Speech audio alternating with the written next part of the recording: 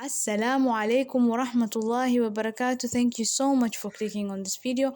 Welcome to my YouTube channel. This is Lessons with Miss Fatma. Today we are going to learn about family and family members in Somali. Walaalayaal casharadaynu kusoo dhawaada waan isoo dhaweynaya. Maanta waxaan baranaynaa qoyska iyo dadka qoyska oo ku jiraan magacyadooda Ingiriis baa ku baranaynaa hayna keena. We are going to start with grandfather. Grandfather in Somali is awowe. Awowe. Waxaan ku bilownay awowga af Ingiriisi aan ku tafsiirno grandfather. Grandmother ayeeyo. Grandmother ayeeyo. Father abo or abe. You can say both. Whichever you choose is okay. Father abo mise abe. Mother hooyo. Mother hooyo. Sister abayo. Sister abayo. When you want to say my sister, you say WALAASHAY. My sister WALAASHAY. Brother abowe. Brother abowe. We covered this in the last lesson. Father's sister is eedo. Mother's sister habaryar.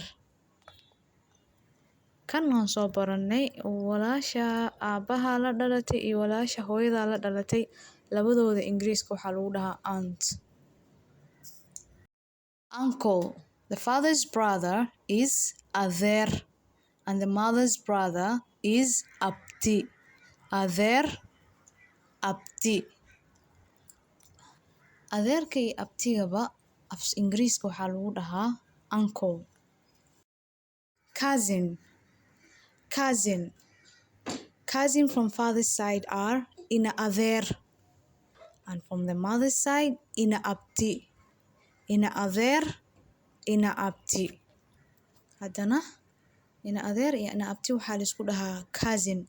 Waxay ku duwan yihiin hataa rabta inaa kala saarto waxaa dhahay maternal cousin iyo paternal cousin. Casharkii horaan kusoo dhiganay. Haye uncle-ka waxaa dhahay paternal uncle iyo maternal uncle. Saas unbay ku kala duwan yihiin laakiin magaca waa hal cousin waaye.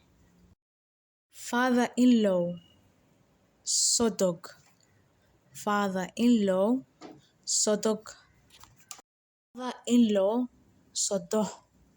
Mother-in-law sodoh. Brother-in-law seedi. Brother-in-law seedi. Sister-in-law dumaashi. Sister-in-law dumaashi. Wife xaas.